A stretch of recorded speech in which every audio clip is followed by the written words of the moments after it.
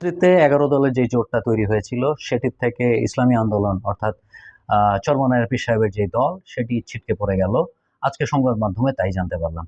আবার on the other hand কিছুক্ষণ আগে মামুনুল হক সাহেব আশা ব্যক্ত করলেন যে আমরা সকল ১০টি দলই বসেছিলাম এবং আজকে রাত্রে ৮টার সময় মনে হয় ইঞ্জিনিয়ারিং ইনস্টিটিউটে তাদের একটা সংবাদ সম্মেলন হবে। সেখানে সকল ধরনের বক্তব্য তারা পেশ করবেন জাতির সামনে এবং সেক্ষেত্রে ওনারা আশা করছেন যে চরমনায়ের পীর সাহেবের দল হয়তোবা তাদের সাথে আবার যুক্ত হবে। এইটা না হওয়ার সম্ভাবনা আমার কাছে বেশি মনে হচ্ছে। এইটা আসলে তাদের সমঝোতাটা ছিল আদর্শিক সমঝোতা না। এই ভোটের যে ইকুয়েশন এটা মিলানোর একটা সমঝোতা, অর্থাৎ সিটের সমঝোতা তারা করেছিল এবং এই ক্ষেত্রে বিভিন্ন লোক বিভিন্নভাবে তাদের দাবি দাওয়া পেশ করছে, যেটা এখন একটা প্রবলেমেটিক সিচুয়েশন তৈরি করেছে। এক একজন অর্থাৎ আমি শুনতে পেলাম যে চরমনায়ের পীর সাহেবের দল, যাদের আসলে বাংলাদেশে এককভাবে কোনো জায়গায় কোনো সিট পাবে কি না জানি না, কিন্তু তারা মনে হয় এমন একটা সংখ্যায় এই জোটের কাছ থেকে সিট চেয়েছে যেটা একটা অবিশ্বাস্য সংখ্যা। শুনেছি এটা নাকি ১০০-র মতো। যাই হোক, তারা চাইতেই পারে। এই সমঝোতা যখন আদর্শিক সমঝোতা না হবে তখন অনেকটা ব্যবসায়িক পার্টনারশিপের মতো হবে। এটা প্রফিট অ্যান্ড লস দেখবে মানুষজন। প্রফিট অ্যান্ড লস যদি দেখে যে এই পার্টনারশিপ করে আমার খুব একটা লাভ হচ্ছে না, সে আলাদা ব্যবসা করবে, এটাই স্বাভাবিক।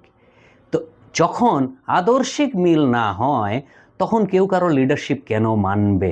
জামাতে ইসলাম যতই এই মানে ১১টা দলের এই যে সমঝোতা, এই ভোটের সমঝোতা বা সিটের সমঝোতা যতই নেতৃত্ব দেখ না, এটা তো আসলে আদর্শিক কোনো সমঝোতা নয়। এটি একটি নির্বাচনী এলাকার বা এমপি হওয়ার সমঝোতা।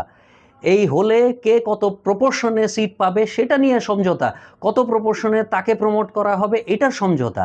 এখানে আদর্শ যখন ছিটকে পড়ে যায় তখন তো মানুষ একমাত্র দেখবে প্রফিট অ্যান্ড লস কতটুক, অর্থাৎ তিনি কতগুলো আসনে এমপি হওয়ার জন্য এই ১১ জোটের দ্বারা মনোনীত।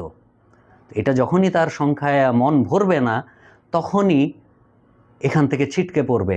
আদর্শের তো এখানে কোনো স্থান নাই। যেই ইয়েতে হোয়াট ইউ কল ইট, একটা টিম বিল্ডিংয়ে আদর্শ স্থান পাবে না, সেখানে আসলে টিম কোনো দিন হয় না। টিম কখনো প্রফিট অ্যান্ড লসের ভিত্তিতে কোনো দিন হয় নাই, হবেও না।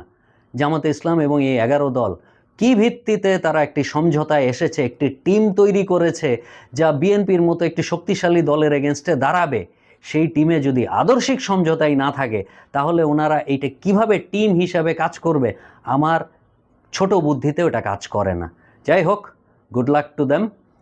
আল্লাহ তাদেরকে হেদায়েতও দেখ এবং সুবুদ্ধির উদয় হোক, অথবা তাদের মিরাকেলি কিছু একটা দিয়ে দেখ। যেহেতু ইসলামী দল, আল্লাহ হয়তো বা একটু সদয় হইতেই পারেন, মিরাকেলি কিছু একটা দেখ যাতে তাদের এই ১১ দল সুষ্ঠুভাবে পরবর্তী ইলেকশনে দাঁড়াতে পারে এবং একটা সাস্টেনেবল নাম্বারের সিট আসলেই তারা পাক।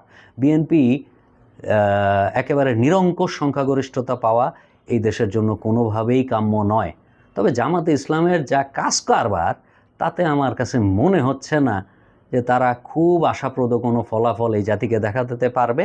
তারা নিজেরাও যেই স্বপ্নে বিভোর, সেই স্বপ্নটা ১২ই ফেব্রুয়ারির পরে কতটুক থাকবে এবং কিভাবে খান খান হবে ওটি দেখার অপেক্ষায়। আসসালামু আলাইকুম।